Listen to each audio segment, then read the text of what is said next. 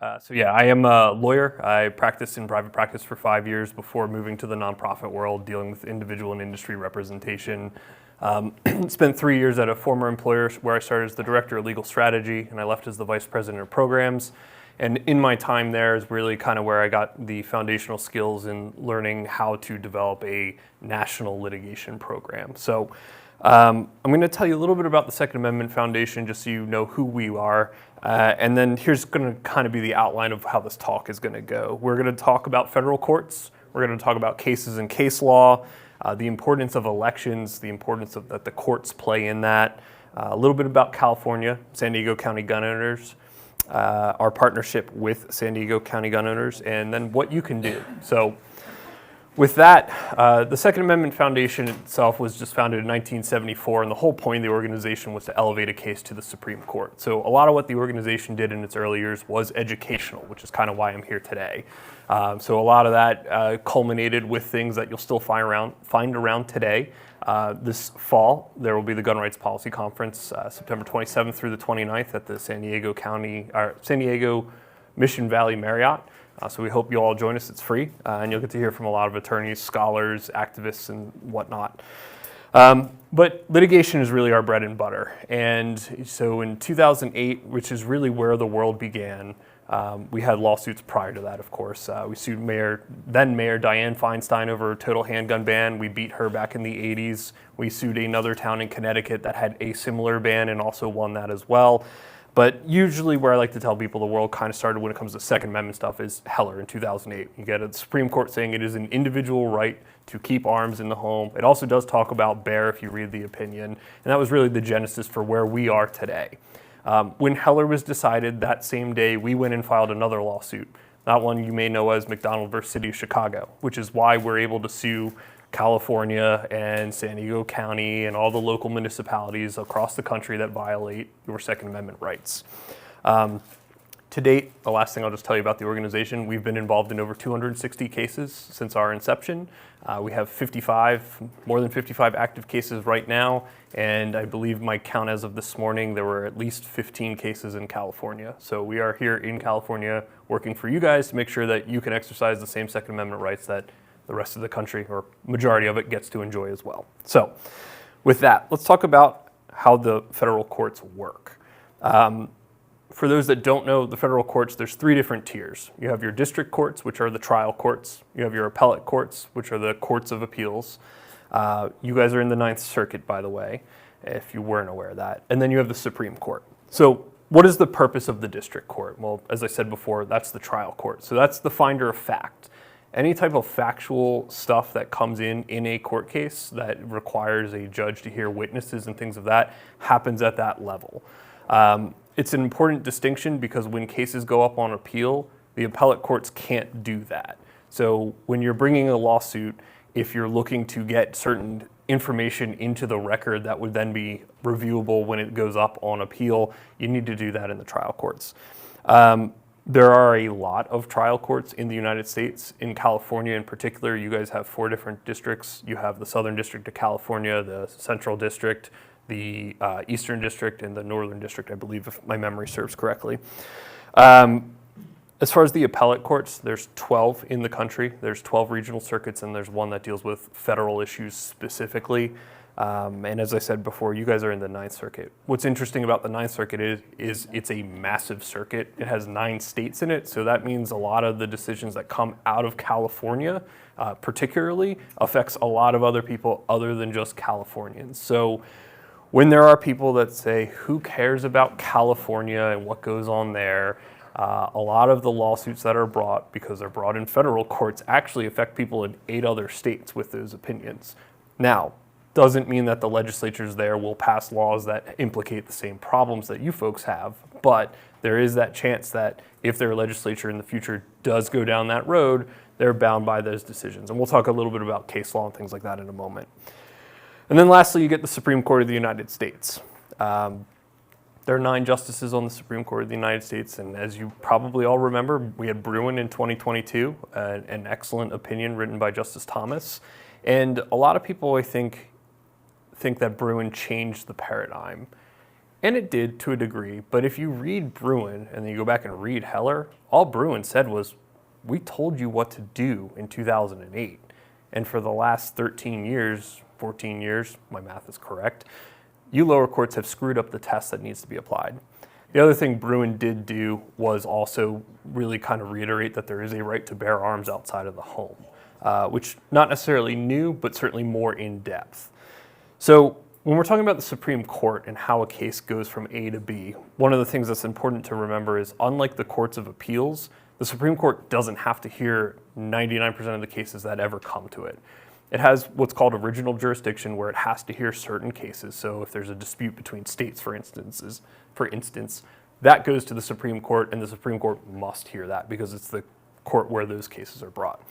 The majority of the cases that we're talking about, particularly gun cases that come out of the district court and then the Court of Appeals, they go up on what's called a cert petition, or a petition for certiorari. And that's basically asking the court, hey, will you please hear our case? And they don't have to do that. We'll talk a little bit more about that in a moment, but let's talk about the pathway of a case, because I think that's important for people to understand how this all works. I hear time and time again from people, why is this taking so long, and why can't this go faster? Litigation is not fast. The legislatures are certainly faster in the sense of they dream up a law, they present it, and if they have enough votes, they pass it, and assuming they have a favorable governor to that ideology, it gets signed, and boom, away we go. And usually it's either effective the day it's signed or within 6 months or some time period that's spelled out there. So when we're talking about a lawsuit, how does that start? Well, the first thing we need to do is find plaintiffs. San Diego County Gunners have been great partners here in California, helping us find plaintiffs and also being a plaintiff themselves. And that really is just somebody who's affected by the law. From there, we'll figure out what the legal theory is and then file the complaint. The complaint's just going to the court saying, hey, these are the facts. These are the parties involved. Here's the law. Here's how it violates our rights.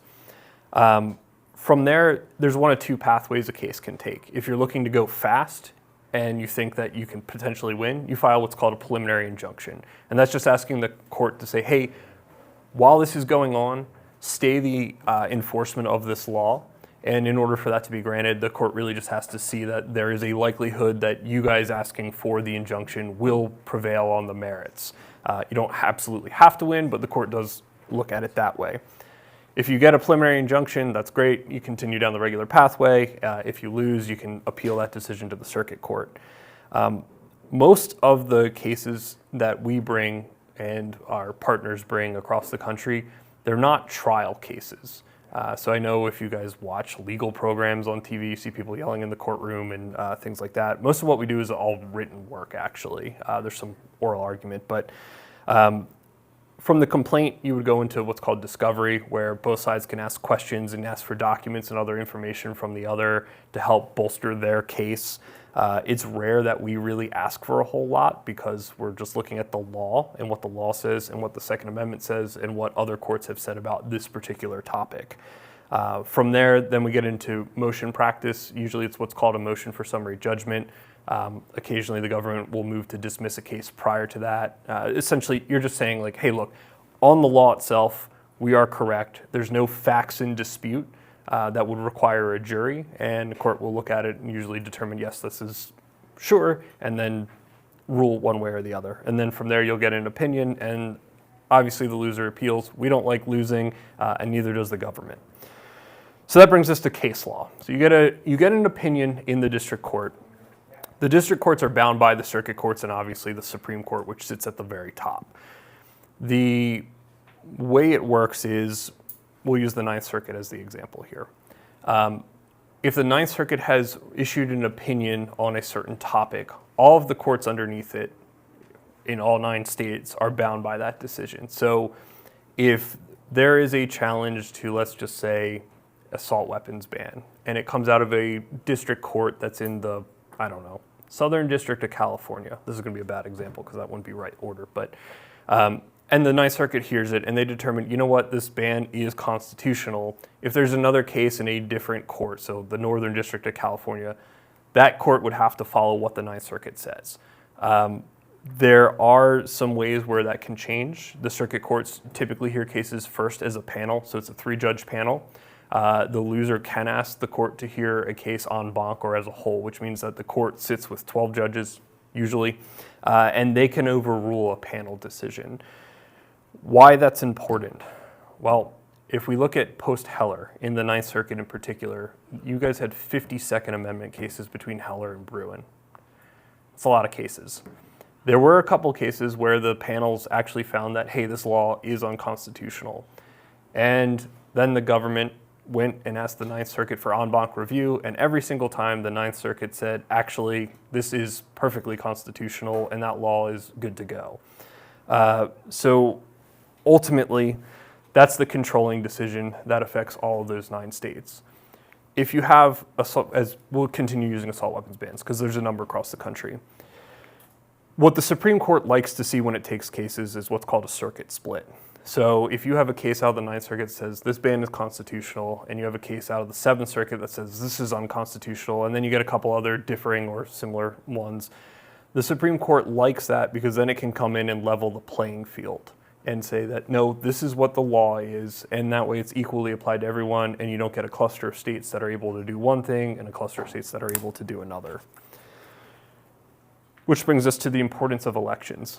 I think the most obvious one is policy decisions and policy implications. Your elected officials are clearly the ones that are making these laws that affect you folks, and those are the easiest ways to challenge that. And again, I know San Diego County Gun Owners has done a good job of finding candidates to put up for election, vetting them to make sure that they can start that influence at a local level and hopefully work their way up. But it really has implications when it comes to judicial nominations. And I think this is something that a lot of people don't think about, don't know, and maybe just don't even care. So when we talk about federal judges anyway, they're nominated by the president and they're confirmed by the Senate. And I've got some numbers for you. So as of 2021, there's 677 U.S. District Court judges in the United States. It's a lot of judges. There's 179 Circuit Court judges. And for some perspective, during Trump's administration, he had appointed 54 Court of Appeals judges, 174 District Court judges, and 3 justices to the Supreme Court. Biden and his administration, they've done 42 Court of Appeal judges, 156 District Court judges, and 1 Associate Justice to the Supreme Court in about the same time period. So the reason it matters is going back to case law and how that works, and also, for that matter, the pathway of a case from the lower court to the higher court, and the fact that the Supreme Court doesn't have to hear anything, is that right now the Supreme Court's composition is favorable. This is the Supreme Court currently sitting that just gave us the Bruen decision. But it took them how long to hear a Second Amendment case from the last one they decided? Well, if we look at the numbers and we ignore Catano as an outlier, it took them 12 years. That was 12 years that the lower courts got to kind of do whatever they want, saying that, yeah, we understand what you said, but this is the test. And nobody coming down and saying, hey, actually, you're doing it wrong. This is the way it needs to be done. So while I know a lot of people talk about the Supreme Court and the composition of the Supreme Court, if you get another 4 years of a Democratic presidency or an unfavorable presidency for that matter, regardless of party, that's a lot of judges that get appointed. And the judges at the district court made the first decision, and then certainly the circuit court, if those balances change and the Supreme Court doesn't take another Second Amendment case, that becomes the law of the land for those circuits. So again, using the Ninth Circuit as the example, 9 states are now under that authority of that composition of judges. So that's one of the reasons that elections are so important, particularly when you get into the en banc stuff. So you have a favorable panel decision, and then the circuit court comes back as a whole and says, like, no, actually the panel was wrong. Same result.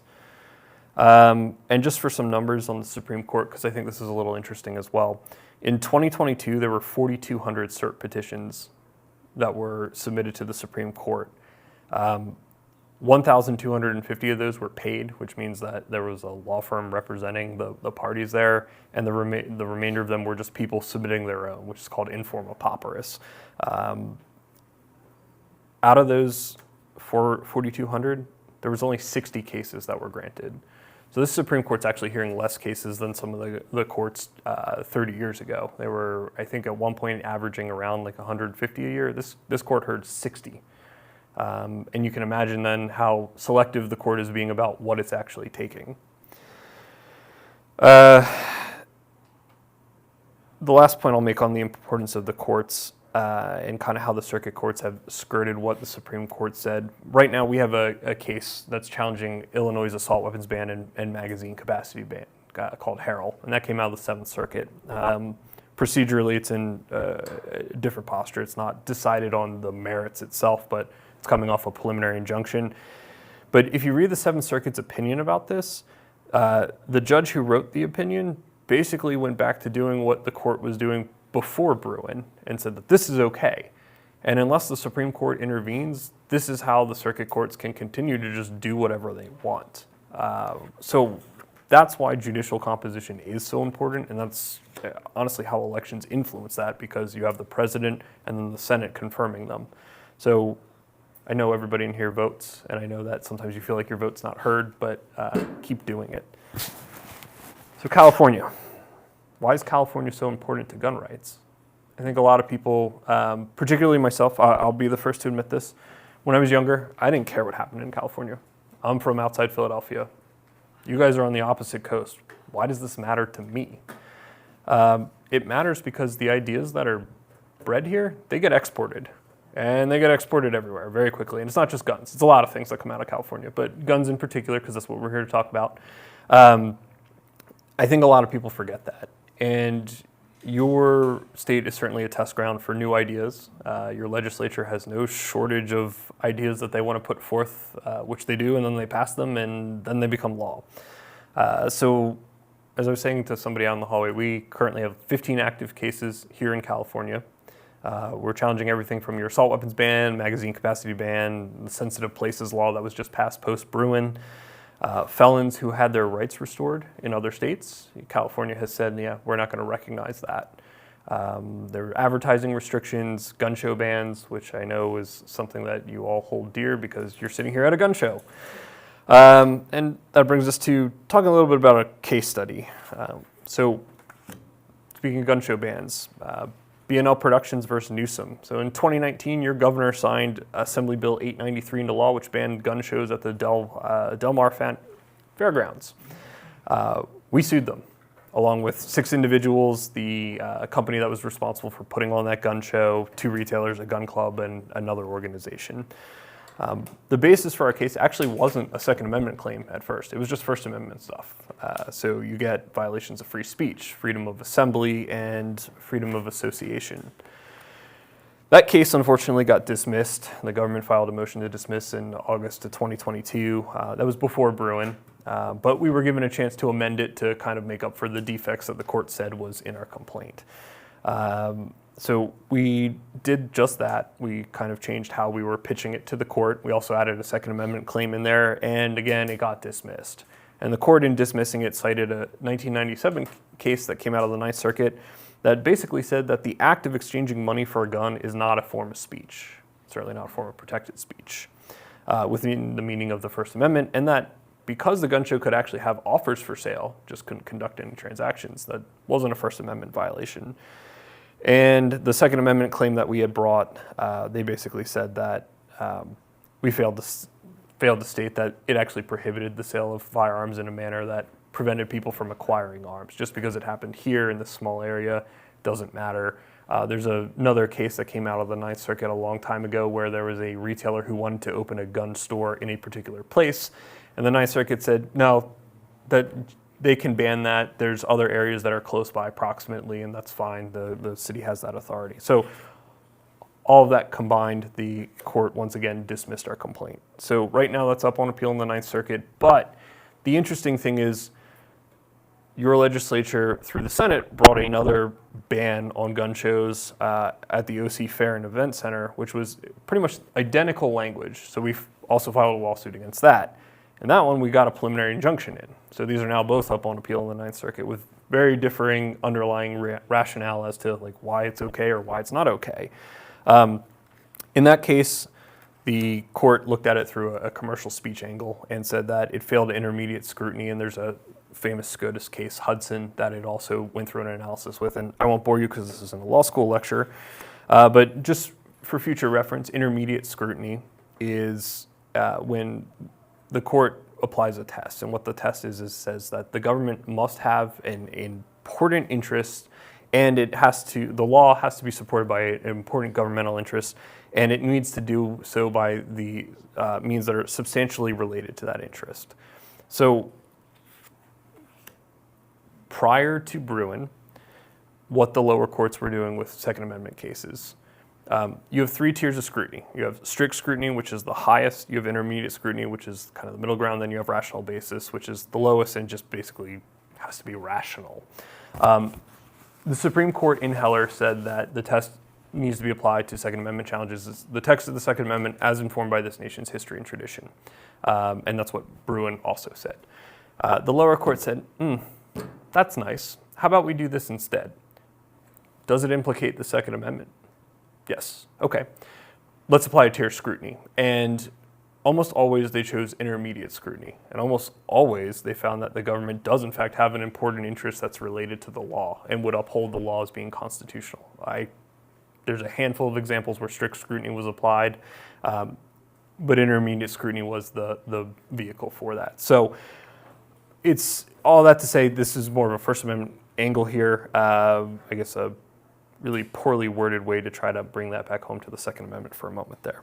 Anyway, the court also said that the California law also, generally speaking, has a law that applies to all gun shows, that the legislative history in this particular context didn't show that right here that this gun show was producing more crime guns or anything like that, and that this law didn't further any kind of governmental interest. And so it also went to the Second Amendment claims, discussed about the right to acquire arms, and that the right to acquire arms is necessarily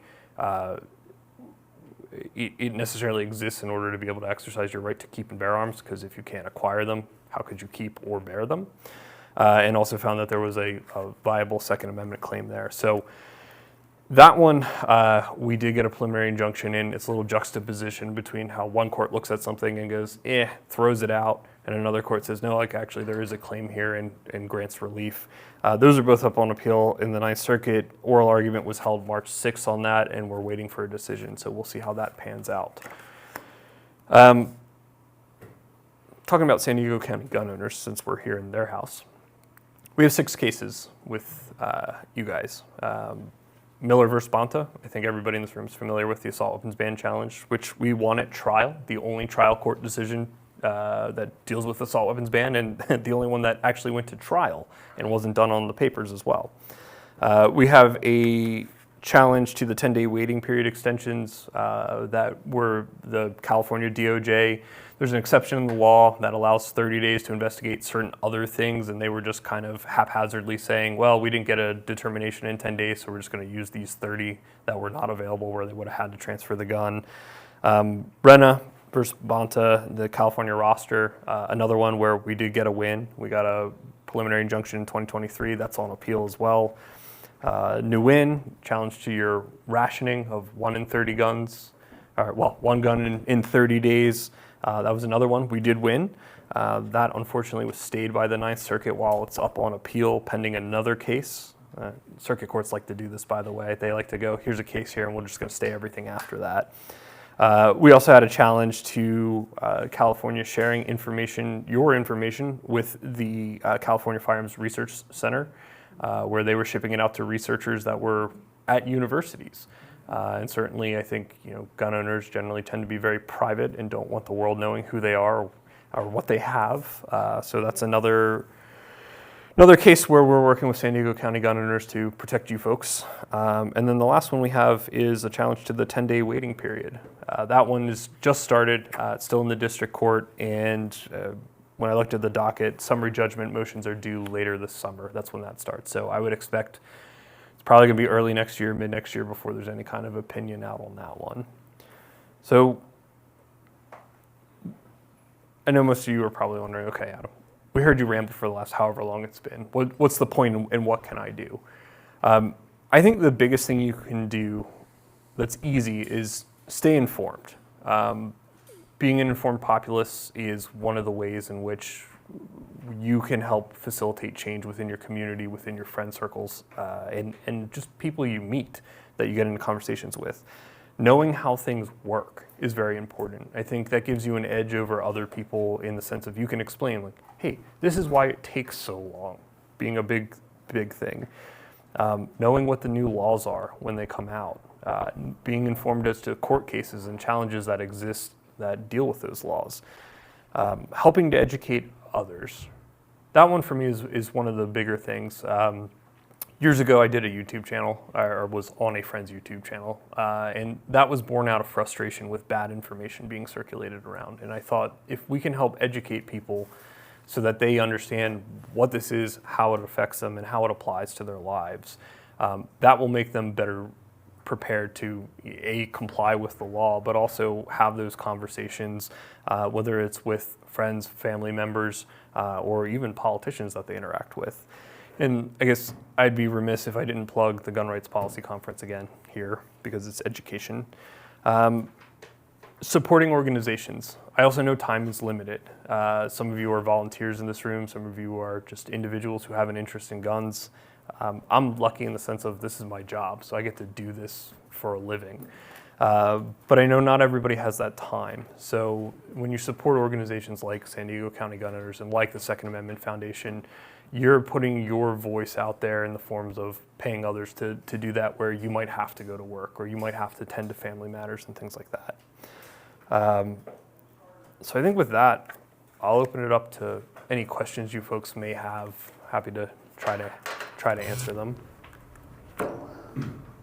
Oh.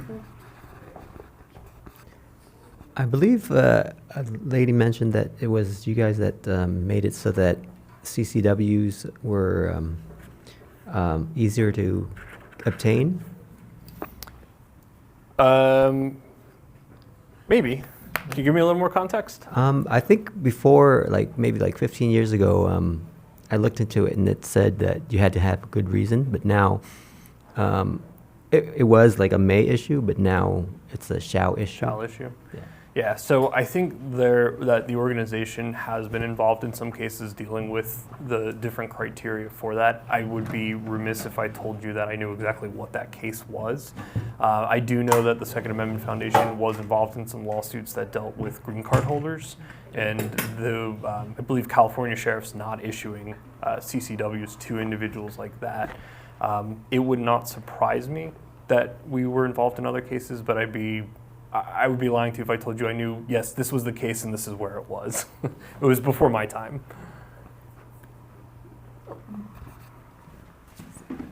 We'll go here first and then she'll pass it to you. Yeah, thank you, Adam.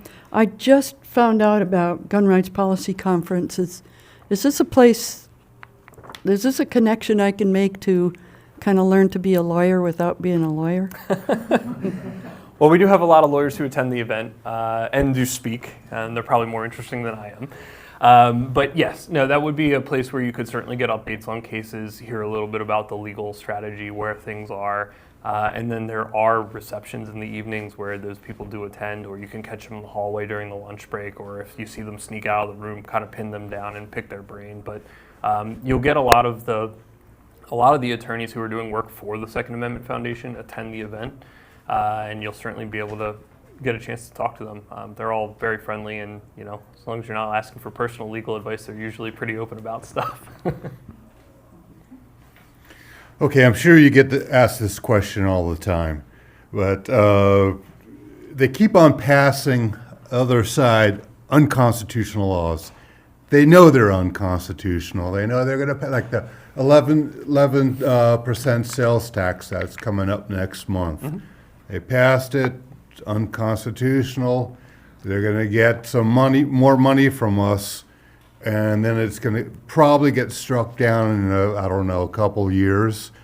One, is there any way to penalize the legislatures that pass this so they get a little gun shy, pun intended, from passing these kind of laws in the future? And two, if we buy ammo or guns and have to pay the 11% sales tax, is there any remedy to recoup our money, or does the state just kind of get away with stealing our money for a couple of years? Well, to answer your second question first, okay. I honestly don't know the answer to that. Okay. I would venture a guess that you're probably just out of luck on whatever the taxes that were paid, even if it is an unconstitutional tax. Although you guys have a lot better record keeping than most states because you have background checks and stuff for your ammo purchases as well. I don't know, and I don't want to represent to you that, yes, that would be on the table as far as like a takings or anything like that. To answer your first question, legislatures generally have immunity because they're usually operating within the parameters. And I was just having this and I've had this Yeah, conversation I'm sure, with once a month at least. well, hopefully not that often, Yeah. but yeah, there is no discouragement for that kind of behavior because they're not personally liable. And the worst part about it is folks like you're paying your taxes, and then you're either volunteering your time or sending money to an organization that's going to fight the unconstitutional law that you're paying taxes on, which your taxes are then defending. So you're just giving money to everybody and just hoping for one outcome, but really you're through taxes you're funding the other side as well. Excuse me. It would be nice if there was a way to make legislatures think twice before they did something, but it also, when you talk about immunity generally, and I'm going to use very broad context here, it's with the expectation that the people who are doing whatever the action is are doing it in good faith. And one of the principles, at least in theory in government, is that you want people to be acting in good faith, even if they ultimately may be wrong on it, which is why the legislative immunity and other immunities exist. Of course, we see in practice that, yes, sometimes that is in fact true, and other times no. People are very nefarious and know that, yes, this is wrong or unconstitutional, and they shouldn't be doing it, but they do it anyway because they know that there's no ramification. I wish I had an answer. There's probably a lot of people who are smarter than me that still don't have an answer.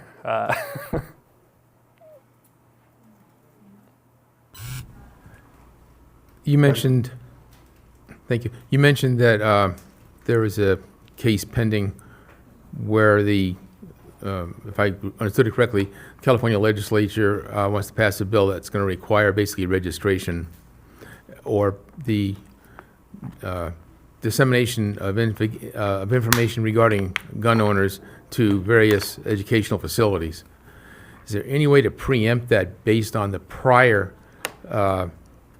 malfeasance where every CCW in California was doxxed by, as far as I'm concerned, the state? Whoever originated the information didn't retain it with any fidelity. Yeah, so that lawsuit, it's at least 2 years old, I think, at this point. So it's already been going on. If I remember the procedural history correct, I believe it's already gone up on appeal and was sent back down to the trial court without us getting an injunction on it. I think we took one last bite at the apple and filed a petition with your state Supreme Court to potentially preempt that being an issue. The state Supreme Court said no dice. So that actually just got sent back down to the trial court recently for discovery. Unfortunately, I don't think so. There was another case as well that I don't know who brought it, challenging that law as well, which I also think was unsuccessful. But that was certainly one of the arguments we did make, was not so much potentially the leaking of information, but the dissemination of the firearm owners' information to these people at universities. You have no idea who these people are, and they're not bound by the principles that, in theory, government agents are, where they don't have to disclose it, or they shouldn't. Like that would actually be a problem. And that, I think, was one of the main arguments, or one of the arguments that we set forth, was that there's no liability attached to that. The privacy of that data going to a researcher is not the same as a state employee who's supposed to, absolutely keep that secret. Whether or not the universities have internal policies and whether or not that gets followed, I don't know. But unfortunately, as of where we stand today, that still continues to be what has to happen based on the law. Thank you. A second quick question. There's, I understand correctly, I think it's June 22nd, there's supposed to be a case coming up before the Supreme Court, which all of the cases are being depended upon, if you know what I'm speaking of.